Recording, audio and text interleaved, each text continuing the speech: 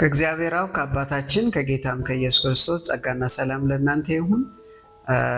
የገላትያ መልእክት ጥናታችንን ሁለተኛውን ክፍል እንቀጥላለን። ዛሬ ደግሞ የምንመለከተው ምዕራፍ 1ንና ምዕራፍ 2ን ጠቅለል ያለውን ነገር ለማየት እንሞክራለን። እናንተ ግን የተለያዩ ማብራሪያዎችን እንዲሁም ጊዜ ሰጠታችሁ ዲቴሉን በማንበብ በማጥናት ልታሰፉት ትችላላችሁ። ግን ይሄ ምዕራፍ 1እና ምዕራፍ 2ን ጠቅለል ያለውን ሐሳብ ለመስጠት የተዘጋጀ ትምህርታዊ ቪዲዮ አድርጋችሁ ልትወስዱት ትችላላችሁ። እና በገላትያ ምዕራፍ 1እና ምዕራፍ 2 ላይ ሐዋርያው ቅዱስ ጳውሎስ የሚሞግተው ሐዋርያነቱን በተመለከተ እና ትምህርቱን በተመለከተ ነው። ሐዋርያ ጳውሎስ ግን ከ12ቱ አንዱ አይደለም። እንደገና ደግሞ ራሱን ነው የሾመው። የሱ ሐዋርያነት ተቀባይነት የለውም በሚለው ጉዳይ ሐዋርያ ጳውሎስ መልስ የሚሰጥበት የመጀመሪያው ክፍል ነው። ይሄ ሐዋርያ ጳውሎስ በዚህ ክፍል ላይ በኢየሱስ ክርስቶስ ከሙታንም ባነሳው በእግዚአብሔር አብ ሐዋርያ የሆነ እንጂ ከሰዎች ወይም በሰው ያልሆነ ብሎ ስለ ራሱ ይናገራል። ሐዋርያ ጳውሎስ በዚህ ክፍል እየሞገተ ያለው የሱን የሐዋርያነት ምንጭ ነው እና እኔ ሐዋርያ ስሆን ሐዋርያ የሆንኩት በኢየሱስ ክርስቶስ ነው ሐዋርያ የሆንኩት ይላል። ኢየሱስ 12ቱንም ሐዋርያ ያደረጋቸው ጌታ ኢየሱስ ነው፣ ጠራቸው። እሱ ሐዋርያ አድርጎ ሾማቸው። እኔንም ጠራኝ ሐዋርያ አድርጎ ሾመኝ ብሎ ነው እየሞገተው ያለው። ሁለተኛ ደግሞ ምን ይላል? እሱን ጌታን ማለትም ኢየሱስ ክርስቶስን ከሙታን ያስነሳው እግዚአብሔር አብ ነው ሐዋርያ እንዲሆን የጠራኝ ይላል። ይህንን ለምን ያነሳዋል ካላችሁ ጌታ ኢየሱስ ክርስቶስ በሐዋርያት ሥራ ምዕራፍ 17 ላይ ሐዋርያ እንዲሆኑት ለጌታ ለኢየሱስ ክርስቶስ ሐዋርያ እንዲሆኑት አብ ለኢየሱስ እንደሰጣቸው ሐዋርያትን ራሱ ኢየሱስ ተናግሯል። ስለዚህ አብ ከሆነ ለኢየሱስ ክርስቶስ የሰጠው ከሰጠኸኝ አንዱ እንኳን አልጠፋም ከጥፋት ልጅ በቀር ብሎ የጠፋው አለ ይሁዳ። ሌሎቹ ግን በትምህርቱና በስሙ ተጠብቀው እንደቆዩ ጌታ ኢየሱስ ተናግሯል። ሐዋርያ ጳውሎስ ያንን የጌታን የኢየሱስ ክርስቶስን ትምህርትና እውነት ይዞ እኔ ሐዋርያ የሆንኩት በራሱ በኢየሱስ ክርስቶስና ለኢየሱስ ክርስቶስ እኔን ሐዋርያ እንደሆን በሰጠው በእግዚአብሔር አብ ነው ሐዋርያ የሆንኩት ይልና ሁለት ደግሞ የሐዋርያነት ምንጮችን ያነሳል። በሰውም አይደለም ከሰውም አይደለም ይላል። ምን ማለት ነው ይሄ? ሰዎች በሰዎች ፈቃድ ሰዎች ሐዋርያ ጳውሎስን ሐዋርያ እናርገው ብለውኝ አይደለም ሐዋርያ የሆንኩት፣ ወይም እግዚአብሔር ሰዎችን ልኮ በሰው በኩልም አይደለም ሐዋርያ ያደረገኝ፣ ወይም ደግሞ እኔ ራሴ ተነስቼ አይደለም ሐዋርያ ነኝ ያልኩት። ጥሪ ስለደረሰኝ እግዚአብሔር ስለጠራኝ ነው። እግዚአብሔር ደግሞ እኔን የጠራኝ ይላል ሐዋርያው ጳውሎስ ሲናገር ቁጥር 15 እና 16 ላይ ነገር ግን በእናቴ ማህፀን የለየኝ በጸጋውም የጠራኝ እግዚአብሔር በአሕዛብ መካከል ስለ እርሱ ወንጌልን እሰብክ ዘንድ ልጁን በእኔ ሁኔታ ገለጠ ይላል። ስለዚህ የተገለጠለት ጌታ ኢየሱስ ነው። ልጁን ደግሞ የገለጠለት እግዚአብሔር አብ ነው። ስለዚህ ተገለጠልኝና ወጣሁኝ ተጠራሁ ይላል። በእናቴ ማህፀን ጀምሮ አስቀድሞ የለየኝና የመረጠኝ እርሱ ነው ይላል። የሐዋርያው ጳውሎስን ሐዋርያነት ደግሞ ሐዋርያት ራሳቸው ኮንፊርም አድርገዋል፣ አረጋግጠዋል፣ ተቀብለውታል ብሎ ደግሞ ይሞግታል። ሐዋርያ ጳውሎስ በገላትያ ምዕራፍ 2 ላይ ደግሞ እንደዚህ በማለት ይናገራል።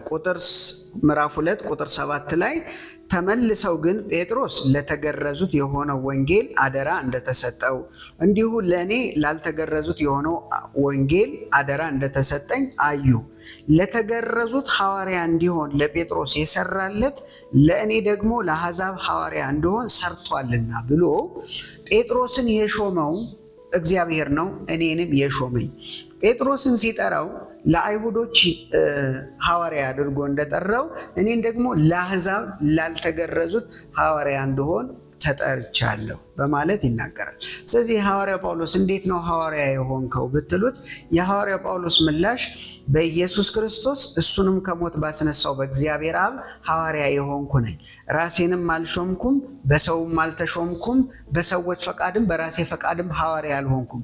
ከእናቴ ማህፀን ጀምሮ የለየኝና የመረጠኝ የጠራኝ እሱ ነው በማለት ሐዋርያነቱን ዲፌንድ ያደርጋል።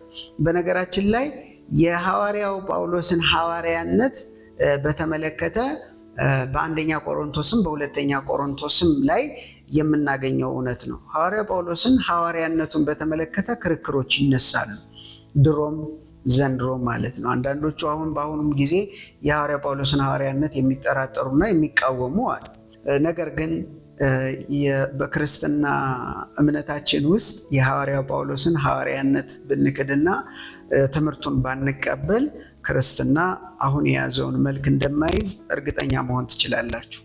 እና በሐዋርያው በኩል የሰራው፣ በሐዋርያው በኩል ያጻፈው መጽሐፍ፣ በሐዋርያው በኩል የተሰበከው ወንጌል ይሄው ምድርን ወርሶ ይገኛል ማለት ነው። እኛም ያመንነው በሱ ወንጌል ስብከት አገልግሎት ነው ማለት ነው። እሱ የጌታችን የኢየሱስ ክርስቶስ የሞቱና የትንሣኤው ምስክር እንደሆነ እንረዳለን። ሐዋርያ ጳውሎስ እኮ ሐዋርያ ለመባል እንደ መስፈርት ተደርገው የሚቀመጡ ነገሮች አሉ። ከነዛ ውስጥ ምንድነው? ኢየሱስ ክርስቶስን አይቶታል እንዴ? አላየውም እኮ የሚል ነው። መጽሐፍ ቅዱሳችን ግን ይናገራል ኢየሱስ ክርስቶስን እንዳየ። የመጀመሪያው ምስክር የሐዋርያት ሥራ ምዕራፍ 9 ነው። የሐዋርያት ሥራ ደግሞ በጳውሎስ አልተጻፈም፣ የጻፈው ሉቃስ ነው።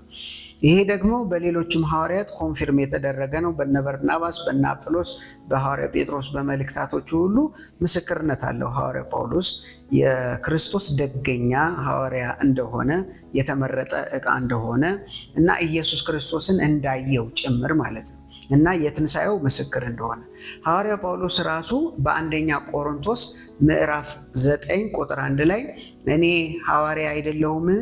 እኔ ነፃ ሰው አይደለሁምን? እኔ ክርስቶስን አላየሁትምን? ብሎ ለሐዋርያነት መመዘኛ የሆነውን ኢየሱስ ክርስቶስን ማየትን በተመለከተ በግልጽ ያስቀምጣል። ኢየሱስ ክርስቶስን አይቶታል።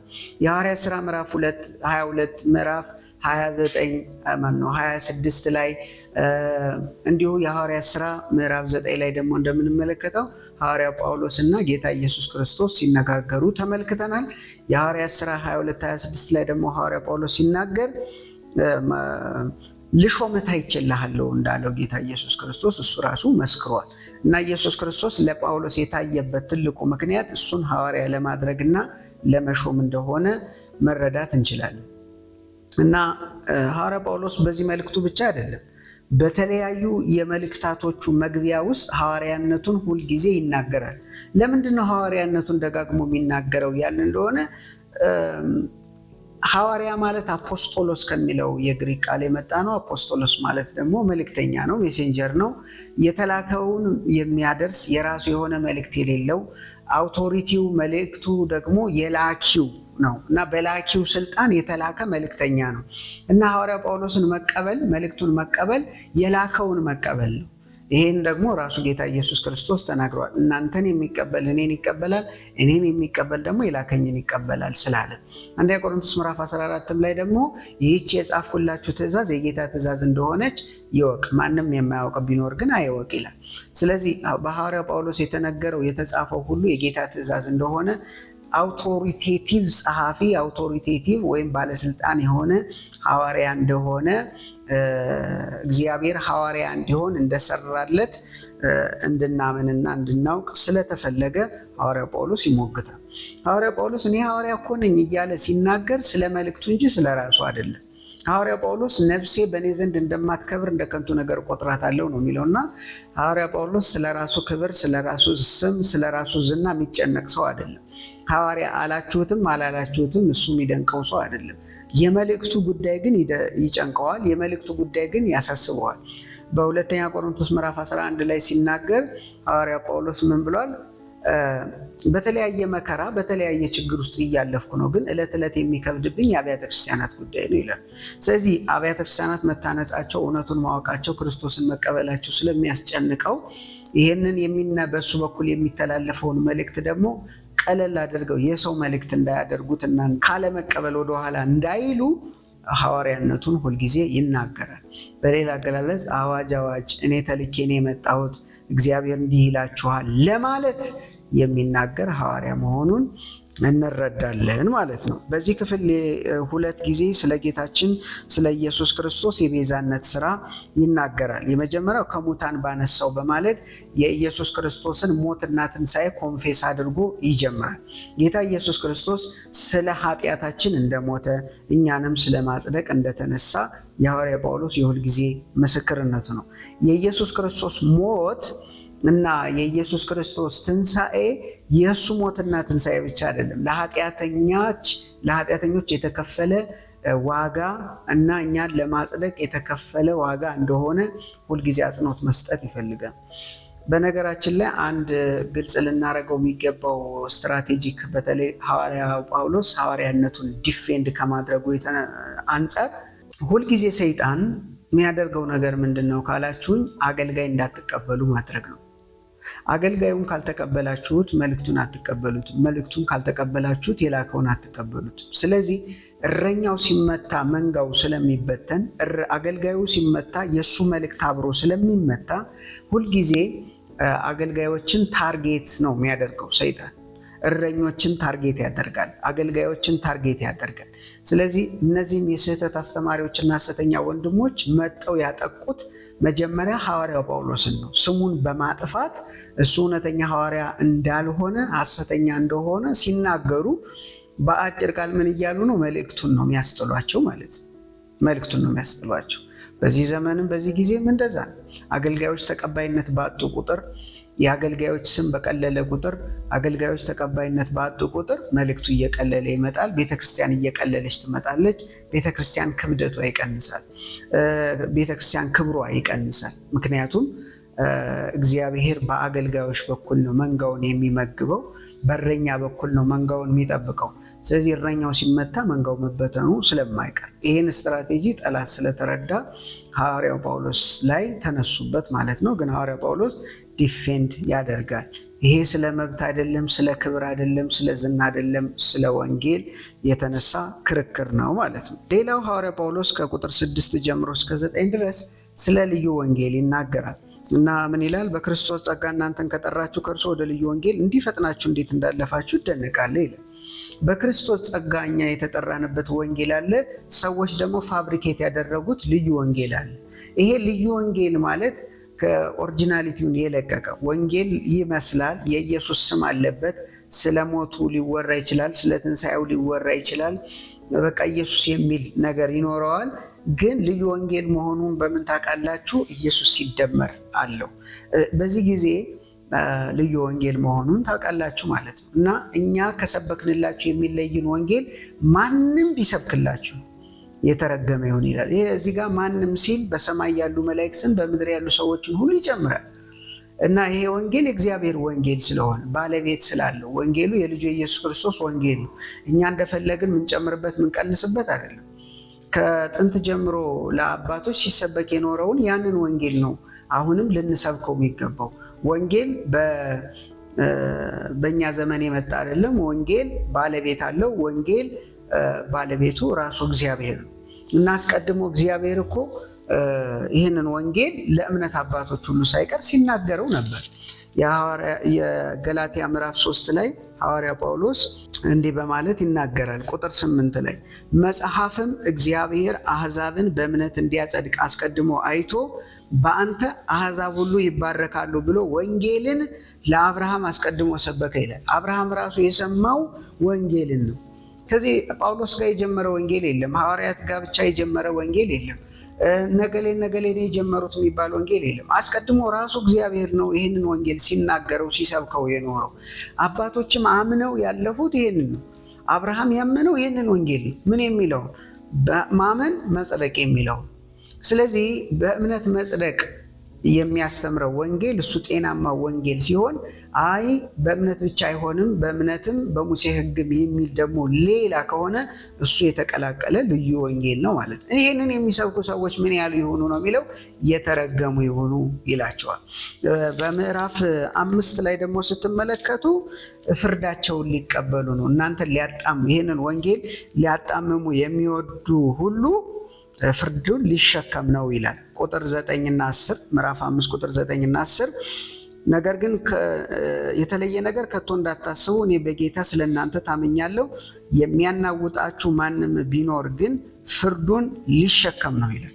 ስለዚህ ይፈረድባቸዋል። ደግሞም ገላትያ 6 ምዕራፍ 1 ቁጥር 6 ከ9 ላይ ደግሞ እንደተጻፈው የተረገሙ ናቸው ይላል። ስለዚህ ስለ ወንጌል ይሄንን ካለ በኋላ ሐዋርያ ጳውሎስ ከቁጥር 10 ጀምሮ ታሪኩን መናገር ይጀምራል። እኔ እኮ ስለ ሰው አይደለም ይሄንን የምሰብካችሁ ማለት ሐዋርያ ጳውሎስ ወንጌልን ሲሰብክ መከራ ሲቀበል እንደዚህ ሲሰደድ ለምንድን ነው ይሄንን ሁሉ እያደረኩት ያለሁት? ክርስቶስን ደስ ስላሰኝ አይደለም፣ እግዚአብሔርን ደስ ስላሰኝ አይደለም ወይ ይላል። ምን ይላል? ሰውን ወይስ እግዚአብሔርን አሁን እሺ አሰኛለሁን? ወይስ ሰውን ደስ ስላሰኝ እፈልጋለሁን? አሁን ሰውን ደስ ባሰኝ የክርስቶስ ባሪያ ባልሆንኩም ይላል። ሐዋርያ ጳውሎስ ወንጌልን ሲሰብክ ከጀርባው ሌላ ኢንቴንሽን የለውም። ሰዎችን አጥምዶ የራሱ ደቀ መዝሙር የማድረግ የራሱን ኪንግደም የመመስረት ሀብታም የመሆን ዝነኛ የመሆን በሰላም የመኖር ሌላ ኢንቴንሽን ከጀርባው ኑሮ የሚሰብከው ወንጌል እሱ ፋብሪኬት ያደረገው ወንጌል የለም። እንደውም እውነትን እናገር ከተባለ ሐዋርያ ጳውሎስ የሚሰብከው ወንጌል ለስደት የሚያበቃ ወንጌል፣ አይሁዶች እንዳይቀበሏችሁ፣ ሮማውያን እንዳይቀበላችሁ የሚያደርግ ነው። ሮማውያን የማይቀበሏችሁ ኢየሱስ ጌታ ነው ብላችሁ ስለምትሰብኩ ነው። የአይሁዶች የማይቀበሏችሁ ያለ ሙሴ ሕግ መዳን ትችላላችሁ ብሎ ስለሚያስተምር ነው። ሐዋርያ ጳውሎስ እንደዚህ ነፍሱ በአሕዛብም በአይሁድም ተከቦ በአውሬ ፊት ሁል ጊዜ ነው የሚያገለግለው። ይሄንን ለምን ያደርጋል ሐዋርያ ጳውሎስ? እውነቱን እንናገር ከተባለ ሐሰተኛ አስተማሪዎች ናቸው። እንዲሁም ግርዛትን የሚሰብኩት እንዳይሰደዱና መከራ እንዳይቀበሉ። እነሱ የስህተት ትምህርትን የሚያስተምሩት ከጀርባቸው ክብር ፍለጋ ነው፣ ዝና ፍለጋ ነው፣ ምቾት ፍለጋ ነው። ሐዋርያ ጳውሎስ እንዲሁም በሚሰብከው ወንጌል የገጠመው መከራ ነው፣ ስደት ነው፣ ረሃብ ነው፣ ጥማት ነው፣ እርዛት ነው። ሌላ ያተረፈው ትርፍ እኮ የለም። ያገኘው ነገር አለ። አዎ የዘላለም ሕይወት የሚባል የሚሄድበት እና የሚቀበለው የጽድቅ አክሊል አለ። ምድራዊ ነገር ግን ምንም የለም። ስለዚህ በጽድቅ ነው የሚያገለግለው። የክርስቶስ ባሪያ ነኝ ይላል። እኔ አሁን የምናገረው ክርስቶስ የሆነውንና ክርስቶስ በል ያለኝን ስለ ክርስቶስ እውነት የሆነውን ብቻ ነው። አስቀድሞ እስቲ የኔን ታሪክ ማየትና ማጥናት ትችላላችሁ ይለናል። በመሰረቱ ቁጥር 11 ላይ ወንድሞቼ በእኔ የተሰበከ ወንጌል እንደ ሰው እንዳይደለ አስታውቃችኋለሁ። ኢየሱስ ክርስቶስ ገልጦልኛል እንጂ ከሰው አልተቀበልኩትም አልተማርኩትም ይላል ሐዋርያው። ከሰው አይደለም የተቀበለው የተማረው ከላይ ነው የተቀበለው። ራሱ ጌታ ኢየሱስ ክርስቶስ ነው በመገለጥ ይሄንን ትምህርት ያስተማረው። ሐዋርያው ጳውሎስ እኮ ማለት ለአይሁዳዊነቱ ከፍተኛ ቅናት የነበረው የቤተ ክርስቲያን አሳዳጅ ነው። እንዴት ሰው ከዛ ተመልሶ እንደ ኢየሱስ ክርስቶስም ያልሆነ እንደ አይሁድም ያልሆነ ትምህርት እንዴት ሊያስተምር ይችላል? እኔ ቤተ ክርስቲያንን ያለ ልክ አሳድድ የነበርኩ ቅናተኛ ሰው፣ ለእግዚአብሔር ቀና የነበረ ሰው፣ ሃይማኖቱን ለማጥፋት እዝት የነበረ ሰው እንዴት አድርጌ ነው የክርስቶስን ወንጌል ላጣመም የምችለው? እንዲሁም የኔን እውነተኝነት ያመለክታል ይላል እና የተጠራሁት በጸጋው ነው ይላል። ስለ አባቶች ወግ ከመጠን ይልቅ እየቀናሁ ይላል። እኔ በጣም ፈሪሳዊ ነው ሐዋርያ ጳውሎስ። እንዲሁም ፊልጵስዩስ ላይ በ8ኛው ቀን የተገረዙ አይሁዳዊ፣ ዕብራዊ፣ ፈሪሳዊ ሰው ነኝ ብሎ ስለ ራሱ ይናገራል። ነገር ግን ስለ ክርስቶስ ኢየሱስ ስለ ጌታዬ ሁሉን እንደ ጉድፍ እቆጥራለሁ ያለ ሰው ነው እና በጣም ደግሞ መደነቂያ የሆነው ነገር ምንድነው? ጌታ ኢየሱስ ክርስቶስ ሲገለጥለት ከስጋና ከደም ጋር አልተማከርኩም፣ ማንንም አላማከርኩም፣ እንደተገለጠልኝ ነው የወጣሁት። ደግሞ ከሐዋርያት ማንንም አላገኘሁም። አስተማሩት የምትሉት ይሄ ሐዋርያ ጳውሎስ ግን የሆነን ሰው ትምህርት ቀይሮ ነው እንዳትሉ አልተማርኩም። አይ ከሆነ ሰው ተምሮ ነው እንዳትሉ ከማንም አልተማርኩትም። የተማርኩትን ቀይሬውም አይደለም፣ አዲስ ትምህርት ከሆነ ሰውም ተቀብየው አይደለም። እና አንተ የምታስተምረውን ትምህርት ከየት አመጣኸው ካላችሁኝ የማስተምረውን ትምህርት ያገኘሁት ከራሱ ከጌታ ከኢየሱስ ክርስቶስ ነው። ወደ አረብ ሀገር መሄዱን፣ ወደ ደማስቆ መሄዱን፣ ኬፋን ሊጠይቅ መሄዱን፣ ሐዋርያት ማግኘቱን ይናገራል ሐዋርያ ጳውሎስ። ይህን ደግሞ ለምን ያነሳል ካላችሁን የእሱ ትምህርት እንደ ሐዋርያት አይነት ትምህርት ነው። የመጀመሪያ የገለጸው ከኢየሱስ ክርስቶስ መቀበሉ ነው። ሁለተኛ ደግሞ ሲናገር የኔ ትምህርት ሐዋርያት ትምህርት ጋር ተመሳሳይ ነው እንጂ የተለየ ትምህርት አላስተማርኩም ይላል። ለምሳሌ ከሚነሱበት ነገር አንዱ አንድ ሰው ሳይገረዝ ከኪዳን ውጭ ይወጣል፣ ከኪዳን ውጭ የሆነ ሰው በኢየሱስ ክርስቶስ ቢያምንም አይድንም የሚል ነው። ስለዚህ ምን አለ ሐዋርያ ጳውሎስ? ከዚያ ወዲያ ከ14 ዓመት በኋላ ከበርናባስ ጋር ቲቶን ደግሞ ይዤ ወደ ኢየሩሳሌም ሁለተኛ ወጣው፣ እንደተገለጠልኝም ወጣው ይላል ሐዋርያ ጳውሎስ። እንግዲህ ታዞ ወደ ኢየሩሳሌም ሄዷል። ሲሄድ ቲቶንና በርናባስን ይዞ ነው ሄደው። ቲቶ አሕዛብ ነው፣ በርናባስ ደግሞ አይሁዳዊ ነው። አይሁዳዊ ብቻ ሳይሆን ሌዋዊ ጭምር እና ሁለቱም የተገረዘና ያልተገረዘ አይሁዳዊ ሰውና አሕዛብ ግን ሁለቱም አብረው በወንጌል ሰራተኛ የሆኑ ሰዎችን ይዞ ነው ወደ ኢየሩሳሌም ሄደው። ካልተገረዝክ ማንም ሰው ካልተገረዘ አይድንም ካላችሁ ቲቶን ይዤ ሲሄድ ለምንድን ነው እንዲገረዝ ግድ ያላሉት?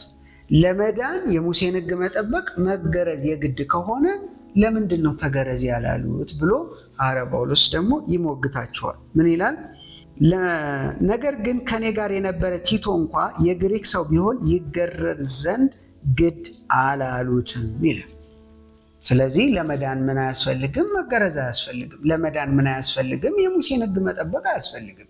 ሰው በኢየሱስ ክርስቶስ በማመን እንዲያው በጸጋው ነው የሚጸድቀው የሚድነው ይላቸዋል። ሌላው ደግሞ ሄዶ ምን አደረገ ሐዋርያ ጳውሎስ ካላችሁ፣ ሄዶ የምሰብከውን ወንጌል አስታወቅኳቸው። እኔ የምሰብከው ትምህርት የማስተምረው ትምህርት ይሄ ነው ብዬ አስታወቅኳቸዋል። ግን ይሄንን ትምህርቴን ስነግራቸውና ሳስታውቃቸው ምንም አላሉም ይላል እና እንዲሁም ለሐሰተኛ አስተማሪዎች አልተመለስኩም በማለት ነው የሚናገረው። የወንጌል እውነት በእናንተ ዘንድ ጸንቶ እንዲኖር ለአንድ ሰዓት እንኳን ለቀን አልተገዛንላቸውም ብሎ ሐሰተኛ አስተማሪዎች የቱንም ያክል አሕዛብ ያለ ሙሴ ሕግ ሊድኑ አይችሉም የሚል ነገር ቢያስተምሩም እኛ ሁልጊዜ እንደሞገትን ነው። ለአንድ ሰዓት እንኳን ለቀን አልተገዛንላቸውም ይላል። ከዛ በኋላ ግን ሄዶ ትምህርቱን አስታወቃቸው። እንደዚህ ይላል፣ ምናልባት በከንቱ እንዳልሮጥ ወይም በከንቱ ሮጬ እንዳልሆን በአሕዛብ መካከል የምሰብከውን ወንጌል አስታወቅኳቸው ይላል። ካስታወቃቸው በኋላ ግን አንድ ነገር ነው አንደርስታንድ ያደረጉት ይላል። ምን አለ? ቁጥር 7 እና 8 ላይ ተመልሰው ግን ጴጥሮስ ለተገረዙት የሆነው ወንጌል አደራ እንደተሰጠው እንዲሁ ለእኔ ላልተገረዙት የሆነው ወንጌል አደራ እንደተሰጠኝ አዩ። ለተገረዙት ሐዋርያ እንዲሆን ለጴጥሮስ የሰራለት ለእኔ ደግሞ ለአሕዛብ ሐዋርያ እንዲሆን ሰርቷልና ደግሞ የተሰጠኝን ጸጋ አውቀው አዕማድ መስለው የሚታዩ ያዕቆብና ኬፋ ዮሐንስም እኛ ወደ አሕዛብ እነርሱ ወደ ተገረዙት የሄዱ ዘንድ ለእኔና ለበርናባስ ቀኝ እጃቸውን ሰጡን። ድሆችን እናስብ ዘንድ ብቻ ለመኑን። ይሄን ደግሞ ላደርግ ተጋሁ ይላል። ስለዚህ አስታወቅኳቸው። እኔ የምሰብከው ያለ ሙሴ ሕግ ትድናላችሁ ብዬ ነው እጅ አሕዛብን የምሰብከው። ስህተት አለበት ስላቸው ምንም የለበትም፣ መቀጠል ትችላለህ፣ ድሆችን ግን አትርሱ። ምክንያቱም እየሰበከ የሚዞረው ባለጠጎች አሕዛብን ስለሆነ እዛ በምታገኘው በሚሰበሰቡ ገንዘብ ወይም ለወንጌል አገልግሎት በሚሆን አገልግሎት ውስጥ ድሆችን ማሰብ እንዳትረሳ አሉኝ ይላል። ከዛ አንድ ገጠመኙን ያነሳል ሐዋርያው ጳውሎስ በዚህ ክፍል። ሐዋርያው ጳውሎስ በአብዛኛው የሚቀመጠውና የሚኖረው በአንጾኪያ እና ጴጥሮስ ወደ አንጾኪያ ቤተክርስቲያን መጣ። የአንጾኪያ ቤተክርስቲያን ያው ታላቋ የአሕዛብ ቤተክርስቲያን ናት እና በዚህ ቤተክርስቲያን ሐዋርያው ጳውሎስ ከአሕዛብ ክርስቲያኖች ጋር አብሮ ሲበላ አብሮ ሲጠጣ ነበረ። ከዛ ግን ከያዕቆብ ማለትም ከኢየሩሳሌም ቤተክርስቲያን ሰዎች ሲመጡ ሐዋርያው ጴጥሮስ ከአሕዛብ ጋር መብላት አቆመ ማለት ነው። በመብል ስለማይተባበሩ ካልተገረዘው ጋር እንዴት ትበላለህ፣ ከአሕዛብ ጋር እንዴት ትበላለህ እንዳይባል ስለፈራ አቆመ ማለት ነው። ተለየ እና ከነሷ ጋራ ተባበረ ማለት ነው። ከያዕቆብ ከመጡት ጋራ ተባበረ እና ከተገረዙት ወገን ያሉትን ፈርቶ ያፈገፍግ ነበርና ከነርሱ ተለየ። በዚህ ጊዜ ነው ሐዋርያው ጳውሎስ ያለምንም ርኅራኄ በሁሉ ፊት ገሰጽኩት፣ ተቆጣሁት የሚለው። ለምን? አንተ አይሁዳዊ ሳለ በአይሁድ ኑሮ ያይደለ በአሕዛብ ኑሮ ብትኖር አሕዛብ በአይሁድ ኑሮ ሊኖሩ እንዴት ግድ አልካቸው ብሎ ሐዋርያው ጳውሎስ ይናገራል። አንተ አይሁዳዊ ሆነ ክርስትናን መቀጠል ከቻልክ፣ የሚበላና ማይበላ ማድረግ ተቻልክ፣ እንደፈለክ በአይሁድ ስርዓት መኖር ከቻልክ፣ እነሱ አሕዛብ ሆነው እንደገና በአይሁዳዊ የአኗኗር ስርዓት እንዲኖሩ ለምን ግድ ትላቸዋለህ? መገረዝ አለባችሁ፣ ይሄን መብላት ያን መብላት የለባችሁም አለባችሁ፣ ይሄን ወር መባቻ ምናምን መጠበቅ አለባችሁ ለምን ይባላል? አያስፈልግም። እኛ እኮ ከፍጥረታችን አይሁድ ነን ይላል። ነገር ግን ሕግን በመጠበቅ ማንም እንደማይጸድቅ አውቀን ነው በክርስቶስ ኢየሱስ ያመን። ጽድቅማ በሕግ ቢሆን ኖሮ ክርስቶስ ኢየሱስ በከንቱ ነው የሞተው ይለና ቁጥር 16 የገላትያ መልእክት ቁልፍ ቃል የሚገኝበትን ቦታ ያነሳል። ምን ይላል? ነገር ግን ሰው በኢየሱስ ክርስቶስ በማመን እንዲጸድቅ እንጂ በሕግ ስራ እንዳይሆን አውቀን በክርስቶስ ኢየሱስ አምነናል ይላል። በክርስቶስ ኢየሱስ ለምንድን ነው ያመንነው? ሕግ እንደማያድን ገብቶን ነው። በክርስቶስ ኢየሱስ ያመንነው ለምንድን ነው? የሙሴን ሕግ በመጠበቅ ማንም እንደማይድን ገብቶን ነው።